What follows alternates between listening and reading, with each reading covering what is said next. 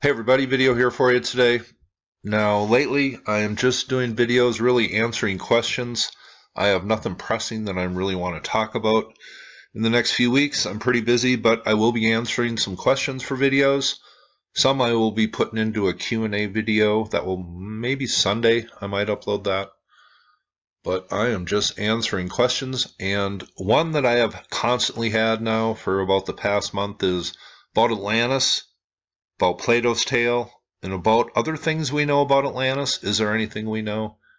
Did the Mayans and the Egyptians say anything about Atlantis? Well, they certainly don't call it Atlantis, so it kind of gets ignored in the Atlantis research. Some people have talked about it, but we are going to look at a Mayan temple today and an Egyptian temple. Listen to a little Graham Hancock, and Atlantis is the name that we attach to this lost civilization that probably went down at the end of the last ice age, and this is something that me and others have talked about, but we are down looking at Xochicalco, and if I mispronounce that, well, no surprise to me. But Xochicalco is an amazing Mayan ancient city. Here it is here. It has a kind of different feel than other Mayan places, and I have featured this in one video where I think I looked at about 10 or 12 ancient Mayan cities, but we're going to look at this one specifically today because I think it has a tale on, I think it's this structure right here, and researchers have theorized that this tells the story of an island and a cataclysm and where these people came from. But the first thing that I notice is this structure, that these glyphs, and we're going to take a look at them, but the structure that these glyphs are located on, the stairway in the alignment is to the west, and that is the land of the dead. So this tells me this place is honoring people that have came before, a prior story. But this structure right here, a pyramid or a temple, it seems this whole place is centered around the structure and seems to be the most important thing. Let's go down and take a look at what possibly could be a story of what we know as Atlantis. Now here you see there is a serpent, and this is around all four sides of the temple, and this represents water, his tail, and there is what some people theorize is Quetzalcoatl right here, and he is riding the water on a boat of snakes behind him. And this is what the interpretation is. There's an island flaming, sinking beneath the water. This is a god bringing civilization to the Mayan people after his island was sank by a great serpent who brought a flood across the land. And there's a question I have been asked also. Does the serpent represent a comet? Well, for some people, it certainly does. It says, and if you've listened to Randall Carlson, he speaks on this, but as according to some interpretations, the giant snake is highly suggestive of a global cataclysm. Astronomers William Napier and Victor Klube argued in their books, The Cosmic Serpent and The Cosmic Winter, that the mythical imagery of sky serpents and dragons, which is found throughout the world, was in fact a metaphor the ancient astronomers used for comets.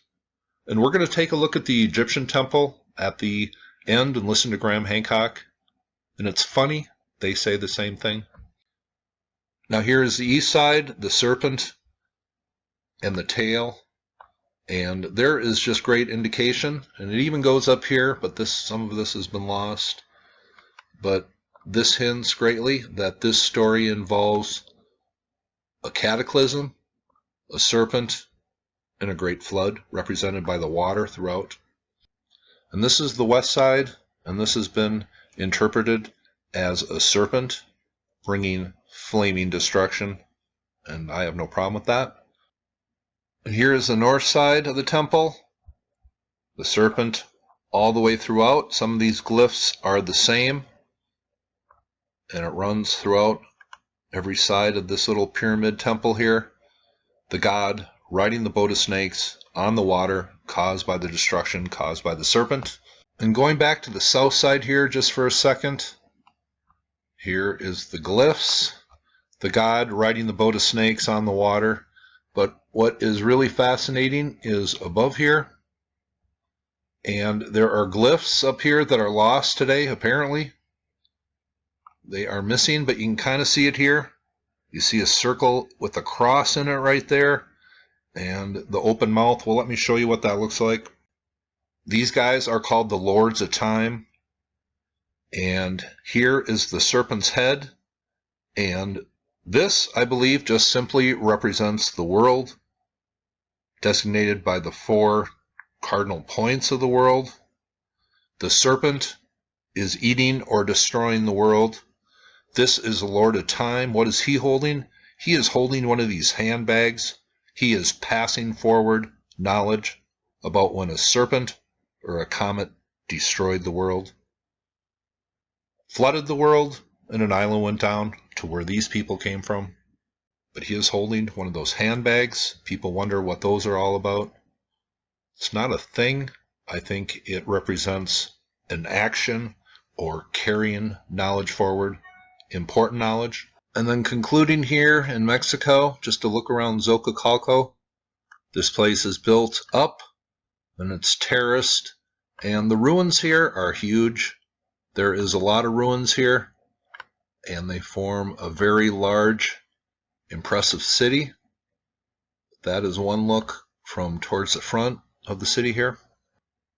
And here is a look on the terrace up by this little temple, which seems to be the most important structure in the whole place, and the one that tells the tale of the serpent. This will just give you a look at what we have today here. This is a very impressive ancient Mayan city. It's very large.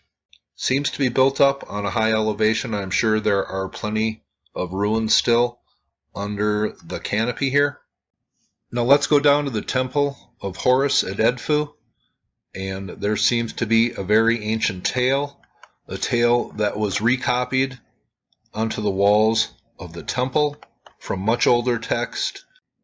Now here we are down in the courtyard of the Temple of Edfu. And here is the temple, Horus here.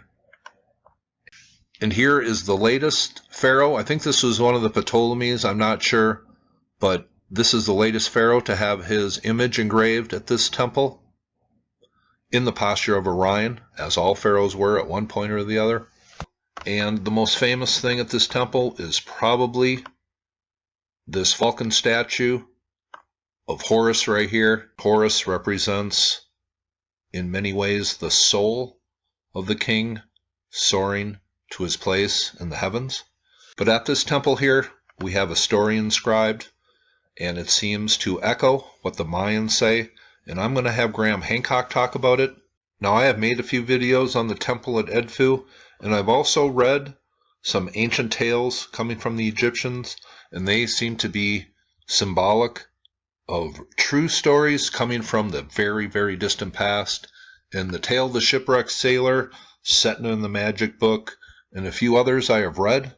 And Graham Hancock makes reference to researchers not really attaching two stories that appear to be very similar.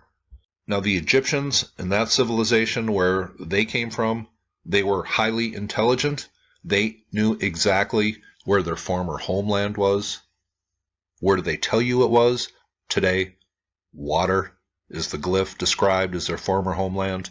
It sank beneath the sea, just like Plato and others say. It seems to echo what the Mayans say.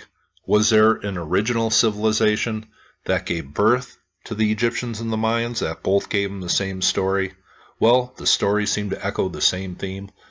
Hope you thought this was interesting. Here's Graham Hancock, and you all have a very nice day.